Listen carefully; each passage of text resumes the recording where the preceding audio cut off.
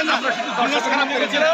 আমরা এখন আমাদের টাকা পয়সার কোনো ক্ষয়ক্ষতি হয়নি, গ্রাহকের আমানতের কোনো ক্ষয়ক্ষতি হয়নি, যথারীতি টাকা পয়সা ঠিক আমরা ঠিক পেয়েছি। এখন রবিবার থেকে আপনাদের প্রতি আকুল আবেদন থাকবে, আপনারা কোনো ভয়ভীতি পাবেন না, রবিবার থেকে নিয়মিতভাবে লেনদেন করবেন। ঘটনাটা শুরু থেকে বলবেন কি এরা তিনটা ছেলে এসেছিল গ্রাহক বেশে, এই খেলনা পিস্তল নিয়ে এসেছিল, এসে ওরা গেটের বন্ধ করে ওদের ভয়ভীতি দেখে টাকা পয়সা নিতে চেয়েছিল, এই আর কি, এর চেয়ে বেশি কিছু। আমরা প্রশাসনকে অবহিত করি, প্রশাসন আমাদের ফোনে এমনভাবে রেসপন্স করবে যেটা কল্পনা অতীত, আশাতীত। পুলিশ প্রচুর সংখ্যক এসছে, র্যাব প্রচুর সংখ্যক এসছে, এমনকি সর্বশেষ আর্মি এসে যেভাবে পরিস্থিতি ট্যাকেল দিচ্ছে বুদ্ধিমত্তার সাথে, আমরা আল্লাহকে ধন্যবাদ জানাই, সাথে ওনাদের এই বাহিনীকেও প্রশাসনকেও ধন্যবাদ জানাই। আচ্ছা, আপনার অফিসারদের হোস্টেস করে তারা সম্ভবত মুক্তিপণ চেয়েছিল, এই ধরনের এটা তো আসলে বলতেই পারে, এগুলো শোনা কথা আমি জানি না।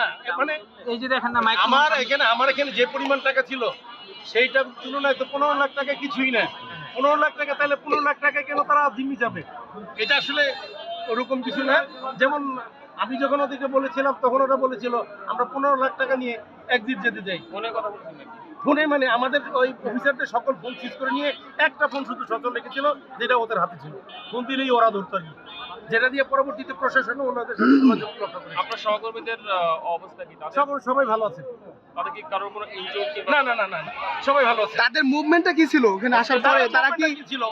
বয়স অল্প বললেন যে অল্প বয়স, তারা কি তাদের মুভমেন্ট এতটুকু ছিল, ওনারা শুধু অস্ত্রের ভয়ে ভীত ছিল, নাইলে কোনো ভীতি ছিল না। কোনো ভয়ভীতি দেখিয়েছিল? কোনো ভয়ভীতি? হ্যাঁ, ভয়ভীতি দেখেছিল।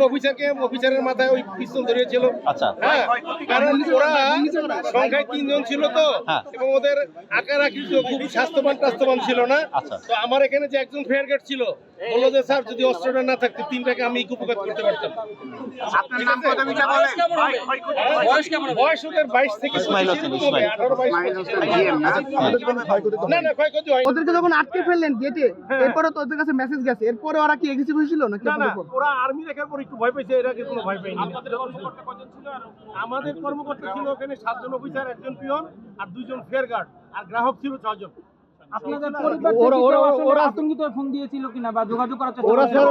আপনারা আমাকে লাইভে দেখিয়েছেন, আমার আজকে যাওয়ার কথা ছিল বিক্রমপুরে, আমার ফোন অনেক এসছে। এরকম ভাবে ওনাদের তো ফোন দিয়ে পাইনি, কারণ কি ওনাদের ফোন তো সব ওদের জিম্মায় ছিল। ঠিক আছে, গ্রাহক 6 জন এখনো বসে আছে, ওনাদের খাওয়া দাওয়া। ওরা সারেন্ডার হওয়ার জন্য রাজি হলো কিভাবে?